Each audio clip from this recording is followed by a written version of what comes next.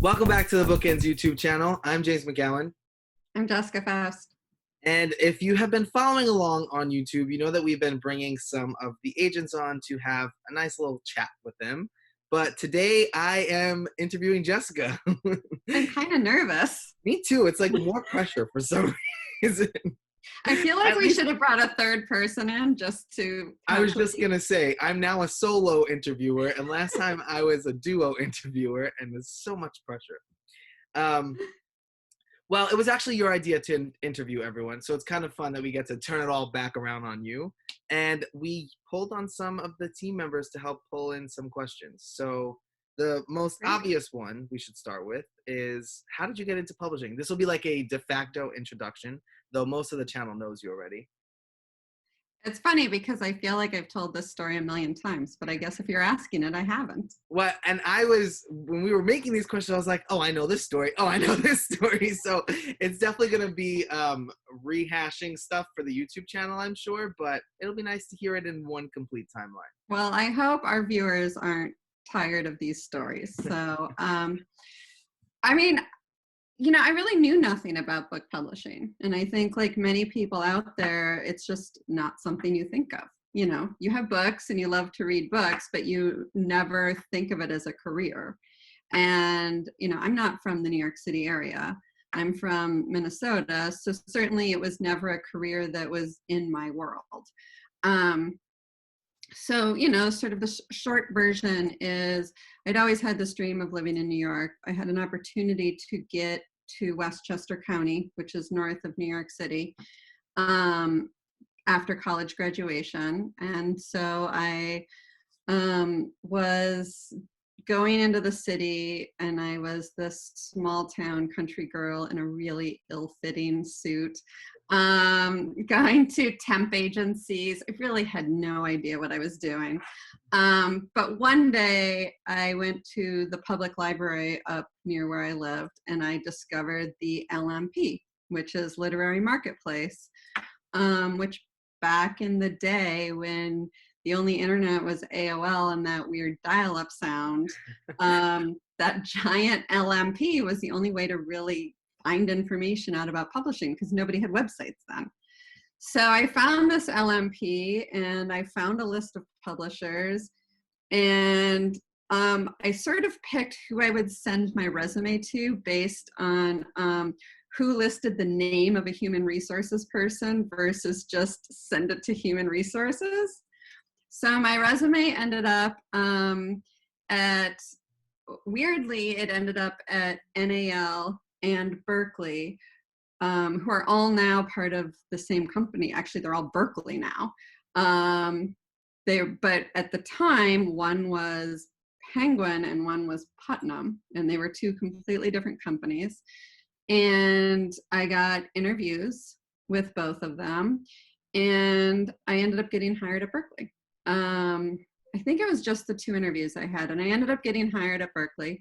And I'm mostly convinced I got hired because the editor's husband had not only gone to Marquette University, but he had been kicked out for drinking too much. So we swapped drinking stories, and I'm pretty sure that's why she hired me. Whatever works. So you were an editor at Berkeley, but you were also an editor in other houses, right? It was Macmillan and Wiley. Yeah, so my editorial career is a little different than a lot of people took. So I was at Berkeley, and I was at Berkeley for just short of 5 years. And there was really no growth for me. I had asked. The opportunity wasn't there, and I was ready to not be an assistant anymore. I was an assistant at the time, but I also had a fairly full list of authors and books that I was editing. So I ended up actually getting a job at Macmillan, which for the Complete Idiot's Guide series, which was very different from what I was doing at Berkeley, but the money was much better. So I took the job. And now in the new publishing world, the Complete Idiot's Guide series is actually owned by the same company, Penguin Random House, that owns Berkeley. That for about a year, and I really enjoyed parts of it. It was a lot about brainstorming, and I worked in the lifestyle division at the computer division, so I did all of those books, like the Complete Idiot's Guide to Learning Spanish, and I did the Complete Idiot's Guide to Beanie Babies back when Beanie Babies were super hot, and I did crash books. And my job was an idea person. It was to come up with an idea and find the author to write it. So I was connecting with agents, and I was just contacting authors directly, and it was really fun. But then after 6 or so months, I realized I was really just working on the same book over and over and over again. And so I got kind of bored with it. And Wiley is really only in there because, while I did work with Wiley, the way I worked with Wiley, it was very short-lived, but Macmillan was sold, it was split. And part of it was then sold to Penguin Random House, which were the Complete Idiot's Guides. And the other part was sold to Wiley. And at the time, just prior to the sale, they switched me over because my boss wanted me to go with her to Wiley. And I did that. But essentially, I quit right after that to start BookEnds. And the truth is, I just did a blog post not too long ago about don't quit your day job. And it's a little bit about this story. So at the time, I knew I wanted to start BookEnds. And I don't know if this is part of one of your questions, but I knew I wanted to start BookEnds, but it was a slow start. So I actually started it while working that job. Oh. It was my side gig. I didn't know that part. Yeah. And actually, I gave notice at the job because once I got to the point where BookEnds was going to start kind of rolling, I felt I had to quit my job, and they didn't want me to quit. I think part of it was they needed me there for numbers as part of the sale. So I sat in my office for 3 months and had no work from the publisher because they were in the middle of this sale. So I was actually getting paid my salary to start BookEnds. There you go. So that's the big scam. Now everybody knows. But what led you, I know that you talked a little bit about you got sort of frustrated with the job at Macmillan and Wiley, but what drew you to agenting, and what made you ultimately make that leap? Well, initially BookEnds was started as a book packager. Yeah. And there aren't nearly as many of those as there used to be. But I worked with a lot of book packagers with the Idiot's Guides, and ultimately what they would do is we'd throw them something and they would put together the whole book for us. They would work with the author and they would get whatever illustrations were needed. And those books are pretty heavily illustrated. So there would be charts and graphs, and the packager would collect all of that while the author put in their expertise, and they would turn into us a complete book. But even as an editor at Idiot's Guides, what I was a salaried book packager. So, I would come up with an idea, I would find the author, and then I would send them a contract. And the way they operated is I was strictly an acquisitions editor. So my entire job was to come up with the idea, find the author, help them develop the table of contents. And then when they wrote the book, it was passed on to a development editor who did the development work. So I actually didn't edit the books. I was just the beginning cog in the wheel. And I was bored with the job, but I also felt like there was something about it that I was like, I could do this in my own time, and I could do other kinds of books. And I also, to be honest, I was moving out of the city, and I didn't know if I wanted to spend the rest of my life commuting into New York. Yeah. So that played a little bit into it.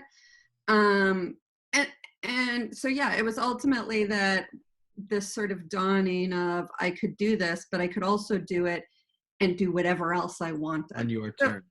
Yeah, and I would say starting BookEnds for me, if I had to say one reason why, I would say it was really about being able to do whatever I want. So.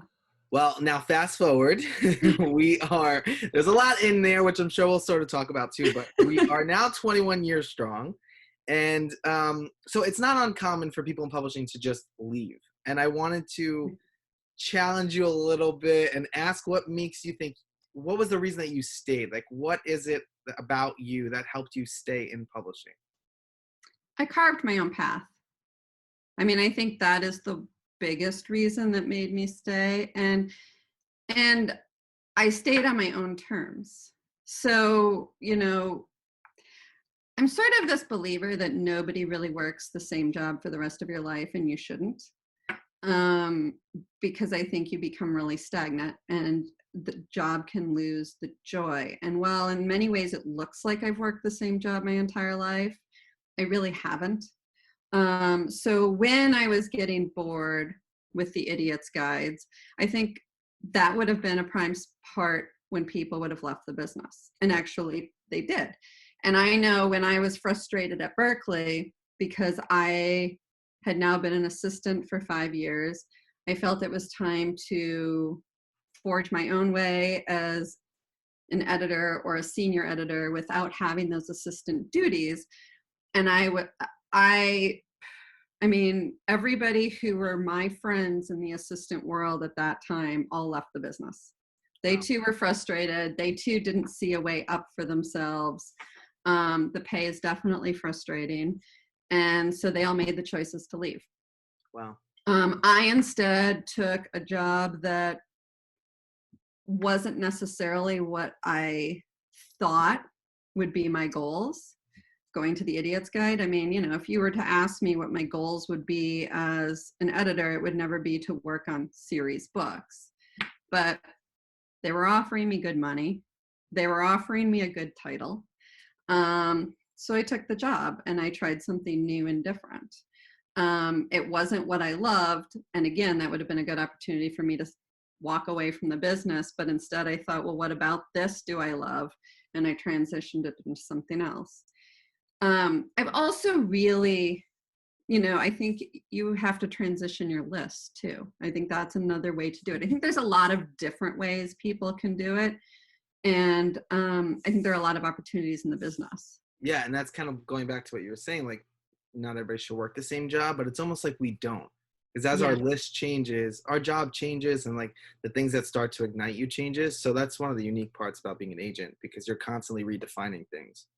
Yeah, and now, I've been a literary agent for 21 years, but I would say in the past 5 years, my role at BookEnds has changed. I mean, I was always the president of BookEnds, but now my time is spent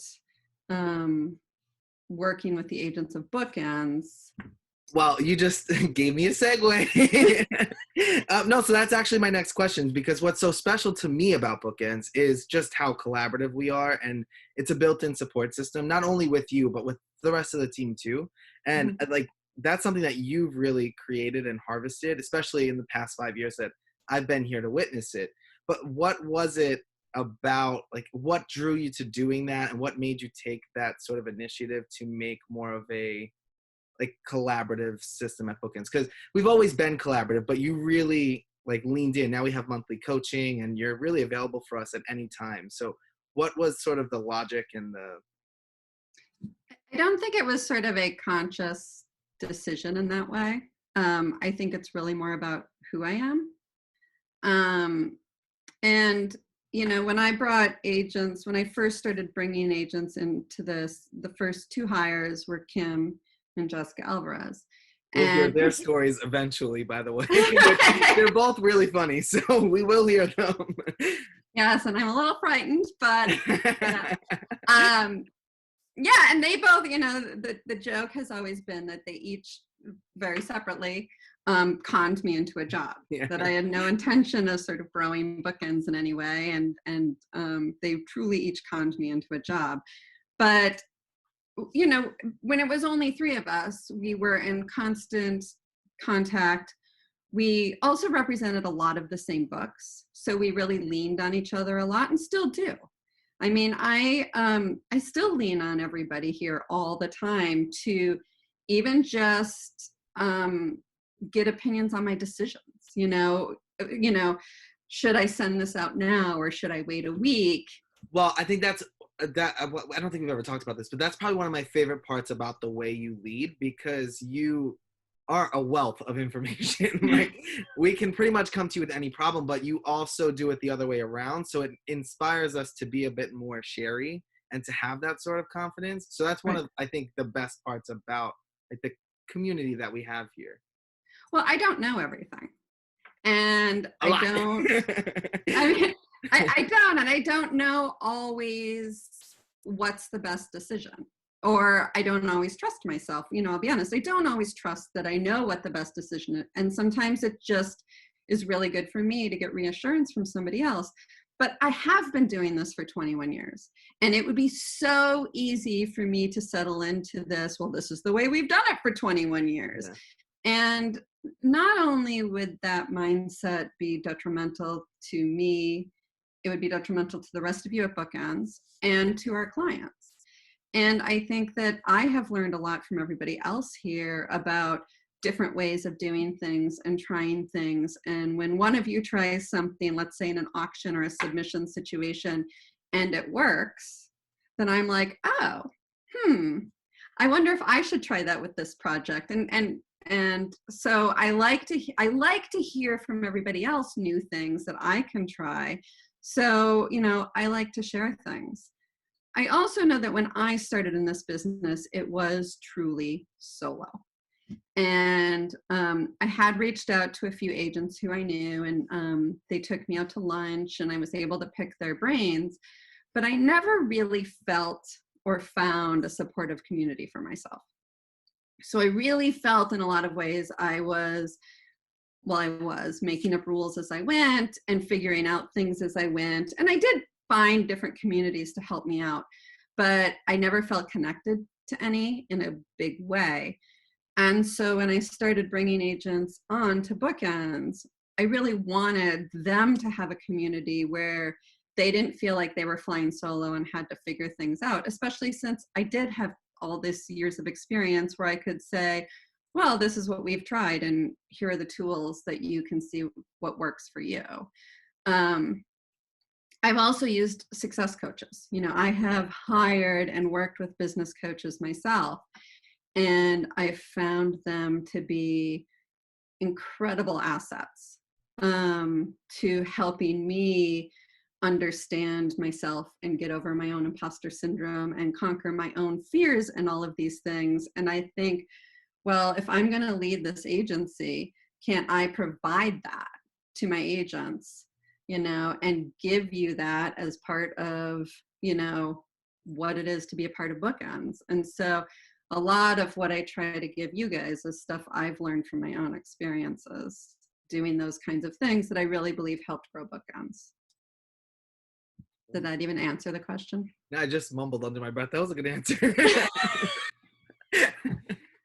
Okay, so you touched on that you didn't have a supportive workforce when you were sort of coming up as an agent, which means that things were a lot different then. And over the course of 21 years, things have changed a ton. What are some of the biggest, maybe the biggest changes in publishing, and maybe even in the way you agent, that you've noticed? And is there anything that you can see changing now or that you picture will change? You mean besides the fact that when I started at Berkeley, we used typewriters and not computers? But yes, besides that, and besides the fact that we used to all be in an office and now we're on Zoom and all Oh, of these things. I mean, I do think the agenting community is a lot more supportive now. And I admire that. And honestly, I'm a little jealous of that because I know that you and many of the other newer and younger agents have groups of agents from throughout the publishing community that you guys connect with and talk about and share ideas and, you know, joys and woes, I imagine, and probably complain about the rest of us. But, you know, because when I started, the internet wasn't as prevalent as it is today, and things like Zoom and Slack didn't even exist, I think it made it harder to have those kinds of connections and develop that. And I think that's really beneficial for the community. And by the community, I mean all of publishing, including the writers, because, you know, sharing information, and it's not necessarily like contract terms information, but just sharing information about experiences and how we do things, and advice always builds a strength for all of us. So I think that's great. And that's been a huge change. I mean, there's so many obvious things. I mean, technology, I feel like the old lady, because I do love to sometimes share the old stories. But The we've old talked stories about, always boggle my mind. Like, I can't imagine that many trips to a post office. Or I think that's why I like to share them, because you're always like this. this is god awful. Yeah. Yeah, I mean, when we started, obviously, everything came via snail mail. And we used to have a wall of bookshelves that was Yeah. just manuscripts. And it was such a slow process. It was, you send a query letter with a self-addressed stamped envelope, and then we would fold up a piece of paper and mail you the request back. And then you would send us the manuscript. It seems crazy now, but of course it was. So it does seem crazy. It seems absolutely crazy. And I remember when BookEnds went to email submissions, and then exclusive email submissions, and other agents were just like, oh no, I don't know how you do that. I don't know how you manage that. Why would you do that? And I was like, oh, like the slow, and I don't think this is just in publishing. I think that people in general just don't like change. Yeah, and you fall into that routine and that pattern. yeah, I mean, how many people during this pandemic do you talk to who are like, I can't wait to go back to normal? And I'm like, people, this is normal. Yeah. Like, well, you might be in an office, but this is a lot of your new normal. And we have that struggle a ton, because I hate change. And even moving from Dropbox to Airtable, I dragged my feet for a few months on that. Yeah, it was like 6. Yeah, like I said, a few months on that. And then, but you're very good with it. Like, you just sort of roll with the punches on change. So I love change. I thrive on change. Like, when there's an opportunity to try something different. I mean, we were the very first agency to try Query Manager. Yeah. I mean, Patrick came to us and there was no hesitation. I was like, hey, everybody, we're doing this. And I did, I was nice. I said, we're going to give it a 3-month trial. And I think we were in it for a month, and everybody universally was like, we are never leaving this. Yeah, it's the best thing ever. And someday we might leave it. There might be something new and different and even better. But so the same was true when we went to exclusive email submissions. So many agents were like, no way. And I'm sure there are agents out there who still accept snail mail. Yeah, somewhere. So technology, I mean, technology certainly has been huge. Social media. I mean, when I was doing the blog, I was one of the, not saying the first, I was one of the first and the few agents who blogged on a regular basis. And it was a big deal. Like, people didn't do that, authors didn't have a way to really get that kind of information other than going to conferences. And while I still blog, nobody really cares about blogs anymore, so we started doing YouTube. Yeah. Yeah. I think that's what makes a good agent, but also like a good business person, like being able to change and try new things, which is something you've talked about throughout basically the entire video. But it's it's cool to see that that's been sort of your mindset since the conception of inception. One of the sections of book. I think it's conception. Inception. Okay. Conception. Okay, good. Yeah, since the conception of BookEnds. Yeah, and it really is, and not just in the changes in technology the publishing has gone through, and the ebook changes or the larger ebook market that has happened, but what sells and how to market books and what readers want is constantly changing. And I, for one, have always sort of rolled with those punches and always try to encourage everybody here to do the same. Like, the minute we settle in to only doing something is the minute we start to fail. And I think that holds true for agents, but even authors who are like, I only write, are going to start to see that after a while, that's just not going to work because the world changes. And, I started out in nonfiction because when we started out as a packager, we were doing a lot of idiots guides. I was doing primarily nonfiction. Then I started doing more and more fiction. And I think throughout the years there was a period of a few years where I stopped doing nonfiction. I just ran out of time and didn't have the time to put the efforts into it. And in the past couple of years, I picked it up again and I've been loving it.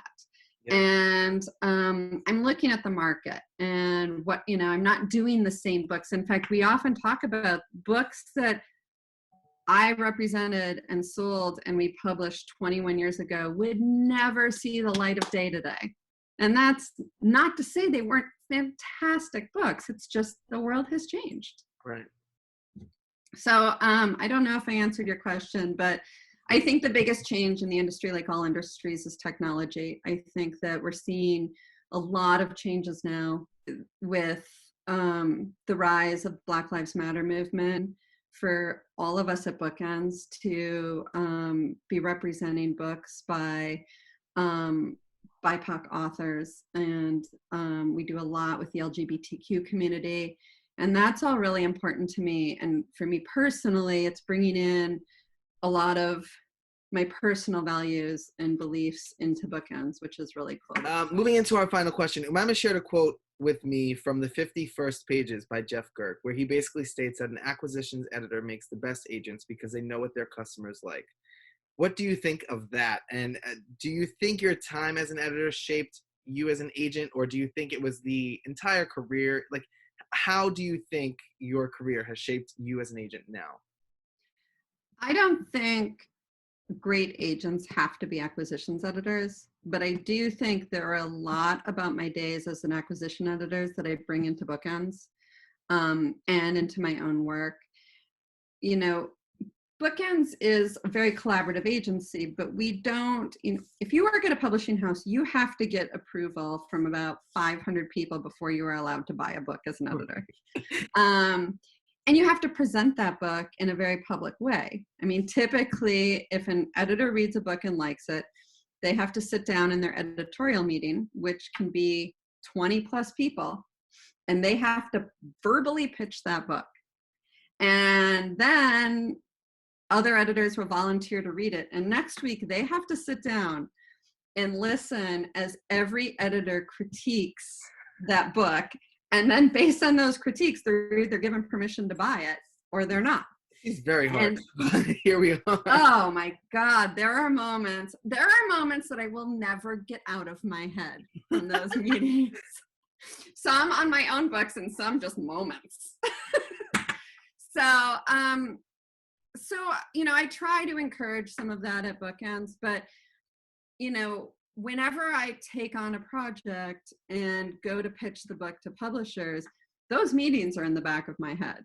And those voices from those meetings are in the back of my head. And it's not always a good thing either.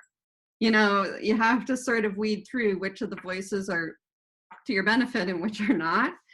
I don't know that as an acquisition editor, I don't know that I agree with they know what their customers like. So, because at the end of the day in this business, if we're calling our customers our readers, not booksellers, at the end of the day, I don't know that any of us truly fully know what readers are going to deeply connect with and what they're not. It's all about taking chances and just trying new things. And it really is. And trusting yourself. I mean, clearly we know what readers like. We're selling and publishing good saleable books every single day. So we know something, but we don't know a guarantee, and a publisher doesn't know a guarantee. Acquisitions editors, they know what the market wants today because the booksellers sell them, but that doesn't mean that if I was an acquisition editor 20 years ago, I have that information and it still makes sense today. As we discussed, the market changes. I think there's a big benefit to having been an acquisitions editor. And I think one of the biggest is that I can, confidently talk to my clients about what is happening in-house with their book because I've been there. And that's from, the minute I submit it to the day their book is published. So it does give me a knowledge of all of that. It gives me an understanding and maybe a patience sometimes with editors when they say they're going to make an offer and 2 weeks later I haven't heard from them, because sometimes I know what's happening behind the scenes because I've been there. So I think there are there's always benefits to having more experience and knowledge. True. But I don't think it means that if you haven't been an acquisitions editor, you can't be a great agent. Well, this was great. This is all stuff that me, maybe even YouTube viewers have heard before in little snippets, but it was nice to have the like steady flow and the timeline to work with. So thanks for sharing all of your story and your wisdom, both for agents and I think writers too. So a little nerve-wracking. What? Now I know why some of our other agents are so nervous to do this. Yeah, it's very much spotlight, which is weird because we do YouTube all the time and we don't feel that way. But when we don't talk about ourselves. Yeah, it's much easier to not talk about yourself. Yes. I can't wait till it's your turn. I can. So, well, we hope you all enjoyed our chat with Jessica. Don't forget to like and subscribe, and we hope to see you back next time for our more publishing related videos or the next installment in the BookEnds chats. Bye.